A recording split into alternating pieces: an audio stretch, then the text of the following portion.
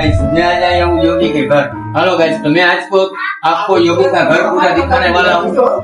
क्या होता है क्या नहीं होता है, चलो देखते हैं अंदर जाकर।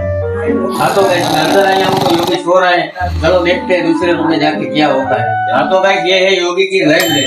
हाँ तो गाइस, ये लाइब्रेरी आपको मामूली लग रही है, ऐसी ये मामूली लाइब्रेरी नहीं है। देखो आप, ये लाइब्रेरी बहुत बड़ी है, कुएं जैसी, बरोबर। चलो देखते हैं दूसरे रूम में जाके। चलो गाइस, तो जो सामने सीढ़ी देख रही है वो आपको मामूली लग रहा है, वो मामूली नहीं है। हाँ तो गाइस, आप लोग जो सीढ़ी देख रहे हो वो बहुत बड़ी सीढ़ी है।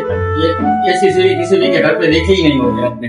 हाँ गाइस, दिखाते दिखाते सुबह से शाम हो गई है। चलो दूसरे पार्ट में मिलते हैं। लाइक और सब्सक्राइब कर दे।